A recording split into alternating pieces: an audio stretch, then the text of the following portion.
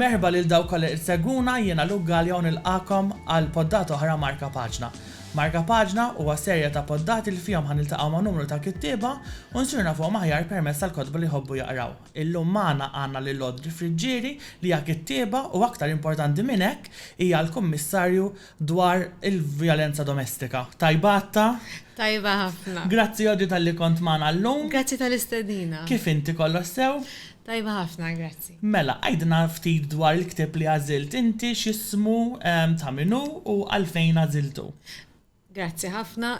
Jiena sib diffikultà biex nażel li ma ktib se nitkellem fuqu. Inħobb naqra ħafna bl-Ingliż u bil-Malti wkoll. Ktib bil-Malti li qisu dal-aħħar kont qed nirritorna għalih huwa proprju dan il-fabrikant tal-marjonetti ta' Mario Azzoppardi. Li affaxxinani kif jikteb jiena, jaffaxxinani il-mod kif jaħseb ukoll, jisfidani biex naħseb u anka fl-istadju tal-ħajja tiegħi naħseb illi jiġbidni leħ bil-mod kif iħares lejn il-ħajja, għax anka jiena xi ftit ribelli.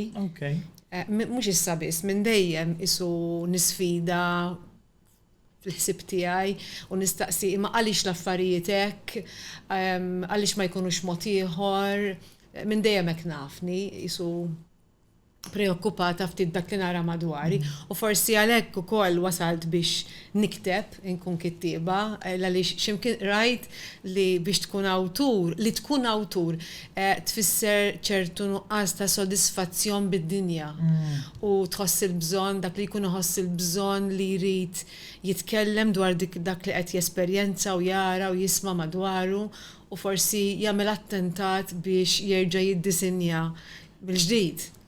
U forsi għandi minna jiena di.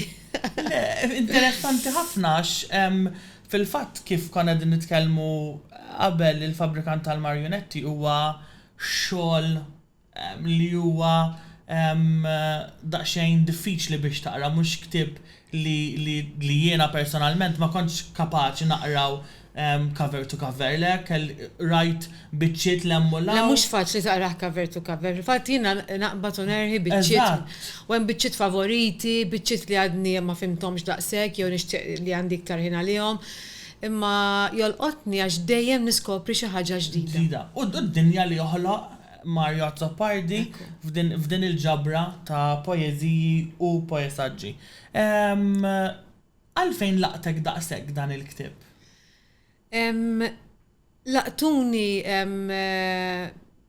l-idejat tiegħu li huma vasti, ħanajdu hekk, qasna millu ġustizzja naqbalhom kollha f'daqqa. Imma ejja ngħidu li inħossni nidentifika mal-ħsieb tiegħu il għaliex hu jodos jiffoka fil-kundizzjoni tal-bniedem. Il-kundizzjoni ta' xi tfisser li tkun ħaj, xi tfisser li tkun f'din id-dinja. U f'dan il-ktieb jesprimi nuqqas kbir ta' sodisfazzjon, anzi hemm frustrazzjoni u melankolija ta' bniedem għajjien li kitbu meta kien ikbar fl-età li isu ħabb u s-sielet u prova u tama u kiteb kemm felaħ u ħaseb kemm felaħ u xorta għadu ma sabx ir-risposti u jibqa' jfittex ir-risposti. Hemm umanità kbira, jiġifieri iħares lejn it-tfajla sabiħa ta' talent kbir li għamlet suwiċidju, iħoss magħha, hemm empatija magħha. Iħoss għall-anzjana, tħossha waħedha. Ormai xieħet il-ġilda tagħha ma dix li kienet, ma jħares lejha ħadd, is-solitudni tagħha. Għandek xogħol li jersaq mill-qrib u jitratta dwar ir-realtà li tkun bniedem mill-Afrika. U jirribella għal fatt li Issu meta nitkellmu fuq nies Afrikani naqbduhom kollha flimkien. Meta hu jistaqsi kell Afrikan, fuq liema Afrikan qed titkellem u issu jiftaħ u jgħid hemm bnedmin differenti Afrikani li għaddu minn esperjenzi differenti, maħna iżu nħarsu lejhom bħala ħaġa waħda. Ġifi hemm umanità kbira. Ħafna din l-umanità. U jiena dak li laqatni wkoll f'din il-ġabra li dan is-sens ta' ħsieb li iġalek tirrifletti fuq is-sitwazzjoni tiegħek personali wkoll. Bla ma trid. Bla ma trid. Għax inti ħajkollok isek bla ma trid iġalek taħseb fuq dak kollu li lilek ma jagħmlekx kuntent li inti qed tirribella kontri inti stess. U jekk inti tinsab fuq dak il-pjan taħsib, sessib kif naqbad ngħid, companion, sessib xi ħadd li qiegħed miegħek. Jiena ġrali għatara kos anka Mario Zoppardi qed insib il-ħsieb tiegħi f'daq li qed jgħidu. U tħoss anka ċertu ħanajtek mhux serħan il-moħħ, imma bħal meta ma tħossokx waħdek iżjed. Tajt mela dak li qed naħseb jiena qed jaħseb fih dan il-bniedem u tivvjaġġa miegħu fil-ħsieb tiegħu kif ipoġġi l-kliem pereżempju, il-mod affaxxinanti kif ipoġġi l-kliem li fil-li qed jikteb il-proża u f'daqqa waħda jekk taqraħ tajjat tiskopri lek innifsek tħallġu poeżija. Ġifieri affaxxinanti kif jimmanipula l-lingwa. U t-teknika. Il-teknika li għandu. Il-teknika li għandu tal-free verse, tal-verse ħieles, hija waħda vera mħadma sew u kif qed tgħid jiena fil-fatt meta kont qed naqra ftit mill-poeżiji, iddeċidejt naqrom ngħajjat għax inħobb nagħmilha dik tgħinek tismagħhom. Nħobb nismagħhom. U hekk għadtu meta taqrom tajjat istra vera il-fil, il-messaġġ jinbidel minn meta taqrom, mhux jinbidel imma jieħu xejra differenti. Isir iktar rik. Eżatt. Dak li tkun qed taqra jsir iktar rik għax tibda tisimgħu mhux biss qed taqrah, jew taqrah ġo qalbek. Jiena fil-fatt kemm minnu hemm partijiet minnu rajthom darbtejn tlieta. Għax inkun partikolarment inġbit lejhom. U l-ewwel darba rajthom mod rilassat f'qalbi bħalma naqra ktib kwalunkwe ktib ieħor. Mbagħad indunajt li mhux biżejjed li hemm bżonn aktar attenzjoni u sibt aktar ħin kwiet u rġejt rajtu mill-ġdid. It-tielet qari rajtu ngħajjat għax tkun fimtu u tixtieq tixorbu, tixtieq li ma tinsihx. Ekku. U da sens ta' ritorn kif għat inti fil-bidu, sens ta' ritorn li terġa' tmur lura għal-poezija u dejjem tmur lura għal ħaġa oħra, dejjem tiskopri xi ħaġa ġdida meta taqra. Dejjem, għandu għax hu isu hemm livelli differenti. U ma tistax taqraħ taġġel, ġifieri huwa diffiċli, huwa intens u rik ħafna, ġifieri tagħmillu ġustizzja meta taqraħ bil-mod u tirrifletti fuq dak li tkun qed taqra. Fil-fatt hemm ħafna poeżiji wkoll li huma daqsxejn twal, għandhom numru ta' maqsumin f'partijiet differenti. Bħall-anzjana pereżempju, maqsuma fi 3 partijiet. Għawnek għandi ħafna bookmarks jiena. Marka paġna. Skużani, marka paġna. Ma jburtax nużaw għala l-isem tal-poddata. Fil-fatt jiena affaxxinatni Odri kif daħlet għal-recording il-lum għax ġietu għadet torini il-marka paġni li għanda fil-ktib. U ifimni jiena il-ktib tiegħi d-darba huwa misluf mill-librerija, allura vera kontent li għandi kopja mislufa mill-librerija. Imma allura ma stajx nimmarka daqshekk imma ngħidlek il-verità ħadd nota ta' ċertu linji u ċertu biċċiet tal-poeżi ħadulhom ċertu ritratti wkoll għax laqtuni ħafna. Odri, ma nafx jekk tiġ taqranna waħda mill-siltiet li għandek immarkati jew taqsam magħna xi ħaġa li laqtitek. Laqtuni ħafna partijiet jiġifieri mistqar u diffiċli biex nażel. Però nista' naqra waħda biċċa xogħol li qiegħda lejn l-aħħar tal-ktieb propju fejn nifhmu x'irid jgħid bih it-titlu, il-Fabbrikant tal-Marjonetti. Li għalija jiena isu qiegħed ikellem lill-Alla, qiegħda fuq paġna 173. Għal min għandu l-ktieb. Għal min għandu l-ktieb, Isu qed juża tqabbel l-alla l-ħallieq, il-ħallieq bħala fabbrikant. Il-fabbrikant tal-marjonetti. Il-marjonetti huma aħna. Għalmenu hekk ninterpretaħ jiena. Mela. Jaħdem ftar fir-raħal ta' ras il-firien. Jafuh dejjem hemm. Ma jafx li ġie hemm minn ximkien. Jibni il-fabrikant fantoċċi mir-rumanzi tal-ħajja. Tiran jivvinta u xebbiet kolombini u paladini u boloħ skantati u jlibbisom anka nuċċali. Inaqqax baħrin u soldati għal-battalja u jiskolpihom nisa somor bidwawa roza u għazzet fuq ħaddejhom biex jorqdu l-aħħar lejl magħhom qabel it-tnabar tal-mewt. Varjetà ta' marjonetti minn Ċesri, Kleopatra, Elwaz, Ofelia, Lavallette u Napoleon. Sa vagabondi tat-triq jasunjurun bit-tomna u s-surtun, sħaħar bxuxa lunatka u neopagani jew isqfijiet ma' tnazzi jibni il-fabrikant tat-tarf tar-raħal. Jagħtihom lill-marjonetti ras bil-grampun jew bit-toqob għall-ispak u dirajn u saqajn jinħallu bil-viti. Jiċċaqilqu f'inkarnazzjoni quddiem folla li taf il-logħba kollha. Taf tinterpreta il-maskra u l-ġest tal-fantoċċ tal-fantasija. Dak li jivvinta u joqtol il-poeżija, jivvinta l-ingann u l-glorja tal-faxxikli tal-istorja. Jibni l-fabrikant il-fantoċċi jagħtihom ġisem. U mbagħad jagħtihom isem. Gwinjol, Pulċinella, Petruxka Russu, jew Kargez it-Tork li tqabad b'tarka u ximitarra mal-ġuħa ta' Malta u tilef il-qaleb u l-ġbejna imxanxar fuq l-olja tal-ġnejna.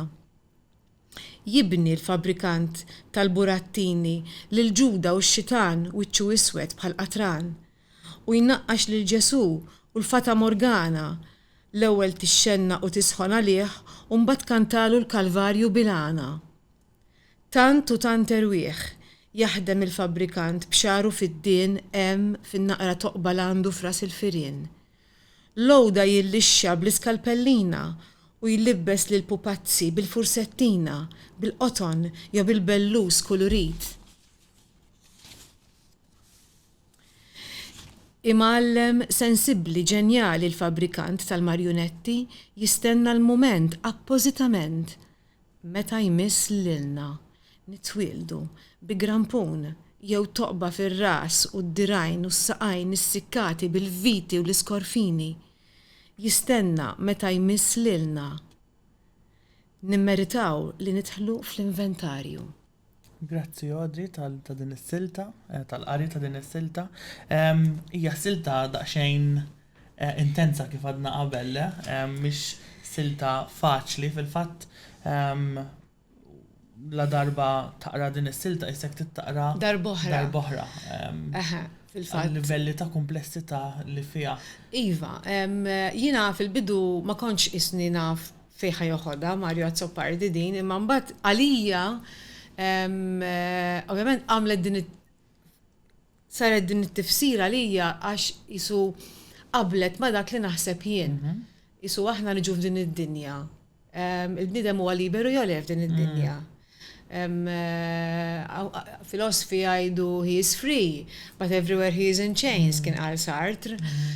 Kemm aħna liberi verament. Anka min jiftaħar li u jgħid li hu liberu, verament huwa liberu, jista' l-bniedem ikun liberu. Mario Azzopardi ma jaħsibx. Jarana bħala marjonetti.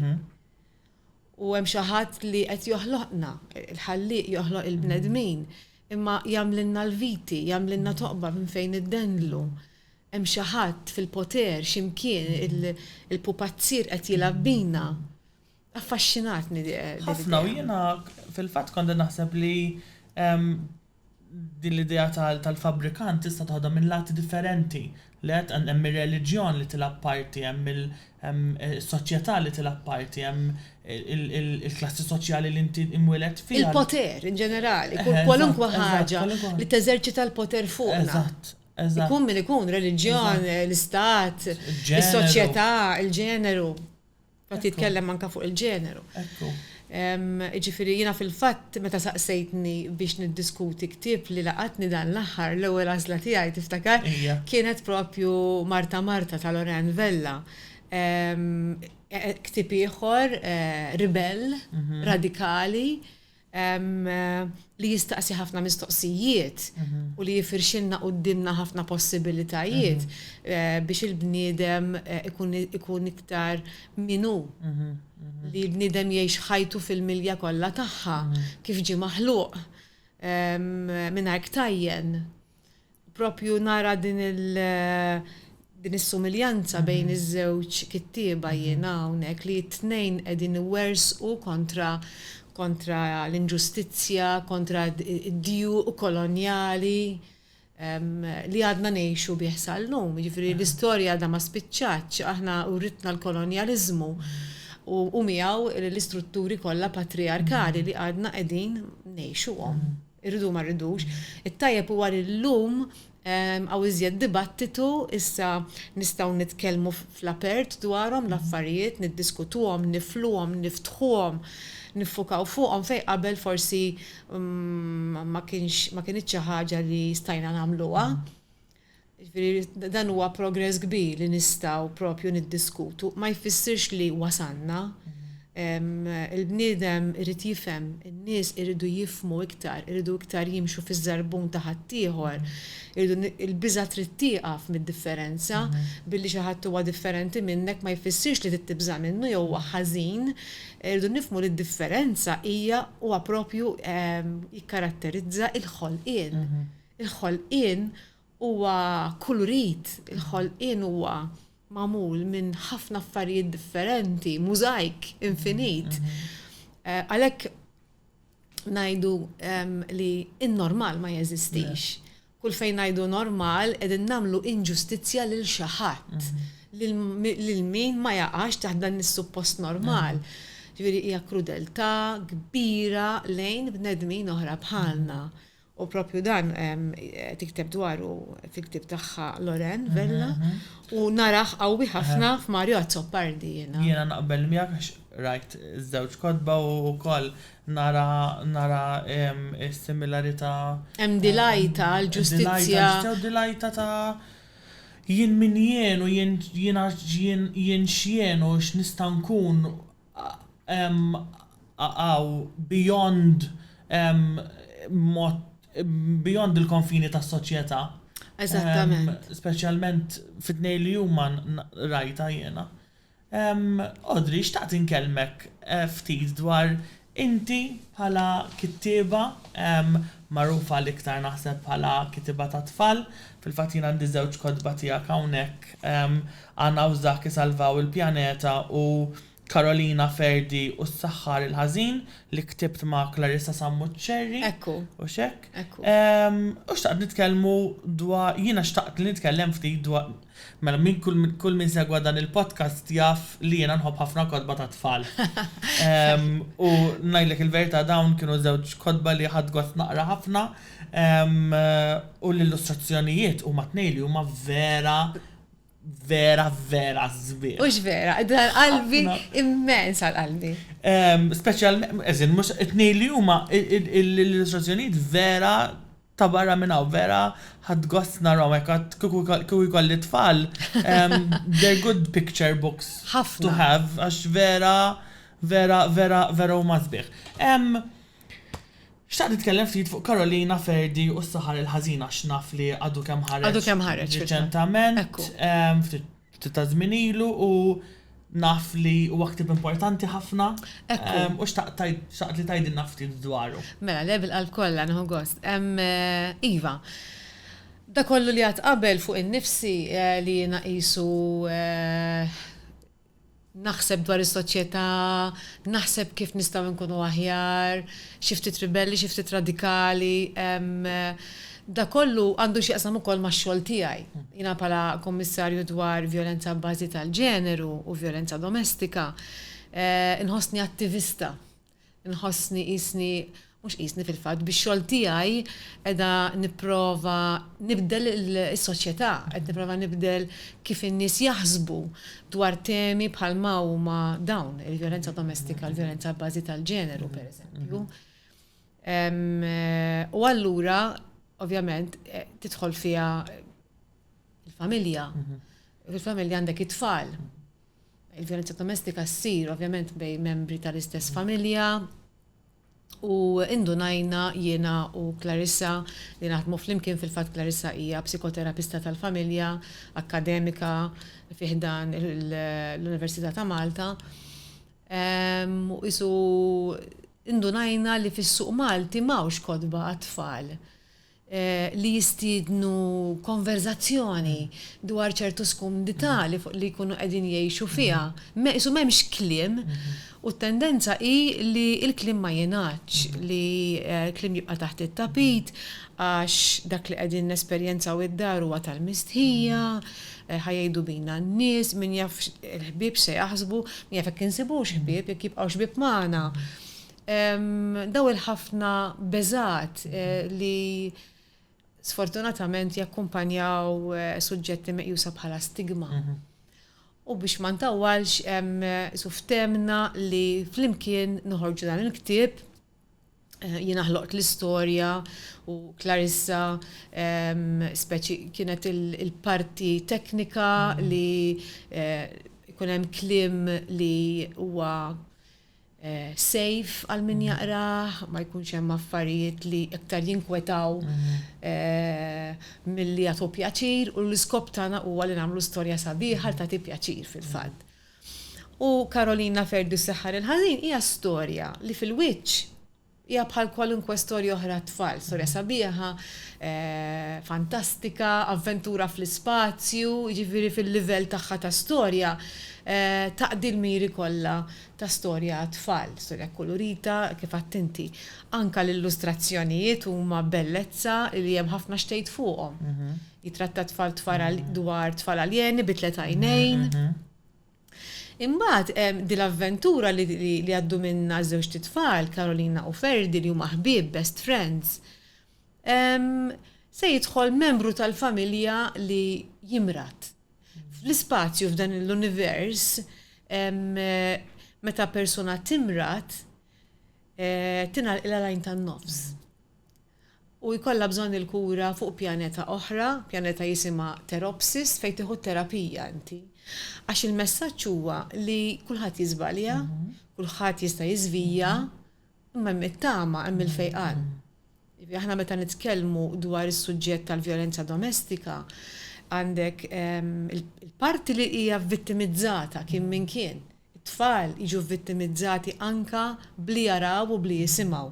Anka jekk ma jintrefax seba' wieħed fuqhom.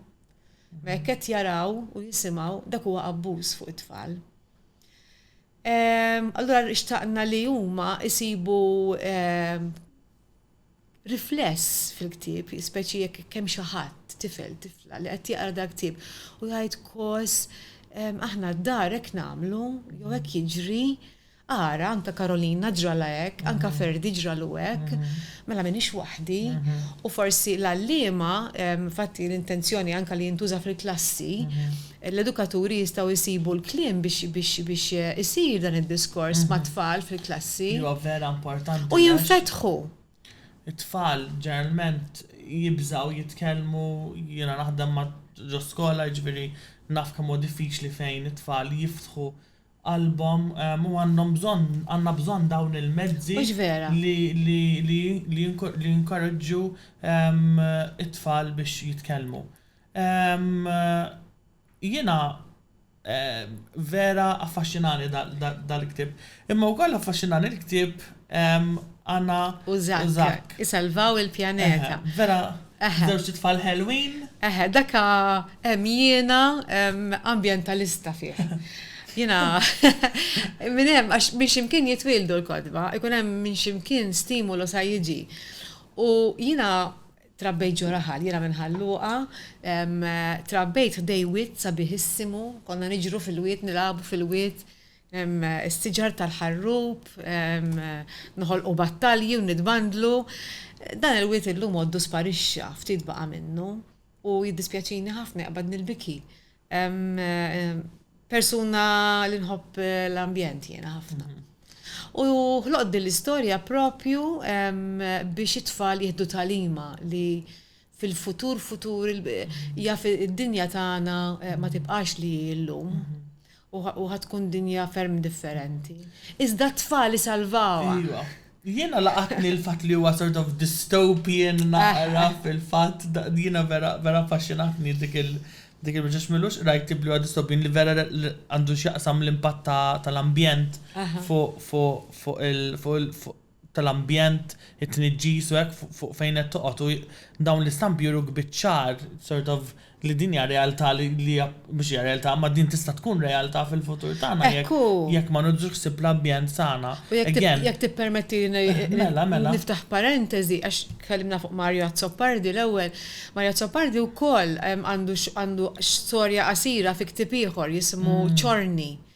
Anka dan l-awtur kien preokkupat ħafna, qed inċaqlaq ħafna l-mikrofonu, dispjaċina ti ħafna bidejja jien. Ma importanti. Dak għax jiena teacher.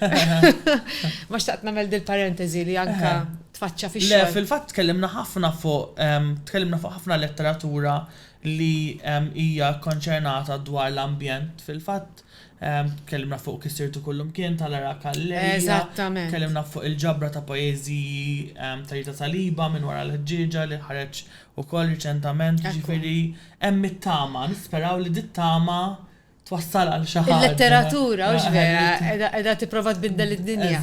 Eżatt, u forsi nkunu aktar attivi f'dak li nagħmlu fil-ħajja tagħna. Importanti biex insalvaw u nissalvagwardjaw l-ambjent tagħna.